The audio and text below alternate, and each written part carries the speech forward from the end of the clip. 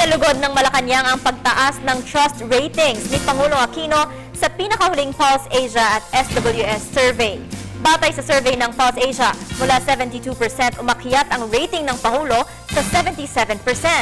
Naabutan na ang record high na 77% noong Agosto 2012. Nananatili naman sa 73% ang performance approval ni Pangulong Aquino. Samantala, ayon sa SWS, mula sa 74% nitong first quarter, umakyat ang satisfaction rating ng Pangulo sa 76%. Ayon kay Presidential Spokesperson Attorney Edwin Lacerda, ang pagtaas ng tiwala sa Pangulo ay nagpapakita lamang na nasa tamang landas ang mahigpit na reforma ng administrasyon tungo sa tunay na pagbabago.